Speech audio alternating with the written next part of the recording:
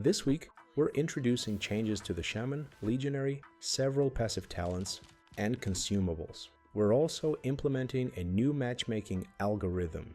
As usual, there are also various bug fixes and improvements. Now, let's take a closer look. Summoned Wolf will now automatically dash to the target the Shaman is attacking. Players no longer need to wait for the Wolf to run to the enemy. Additionally, if the Wolf is commanded to attack, it will immediately leap onto the target.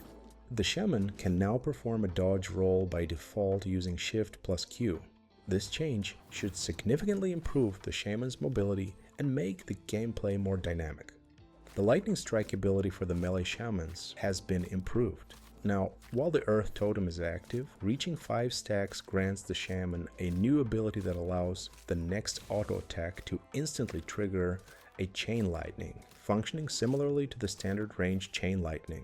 However, in this case, the damage also scales with attack power.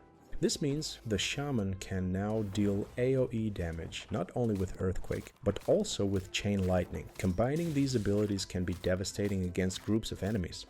Legionary resistances have received a small adjustment. Overall damage resistance has been reduced. Additionally, the main attack damage reduction and physical damage reduction stats now stack multiplicatively instead of additively. Instead of simply adding the values together, each bonus now multiplies the previous one.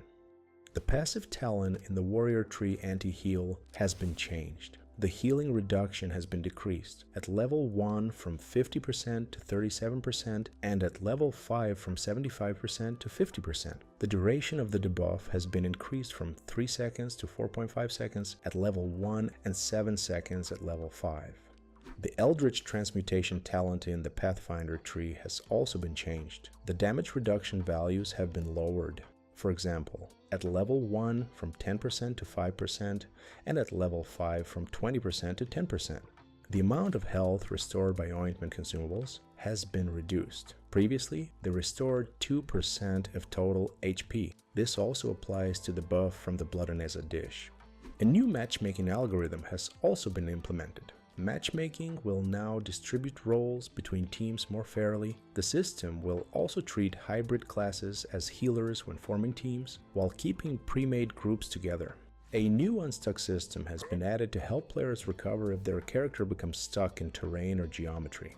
If the player cannot get unstuck on their own, a button will appear, allowing them to teleport to a nearby safe location. This ability has a 60-second cooldown outside of combat and a 120-second cooldown while in combat. You can find out more information about the patch notes at the link in the description.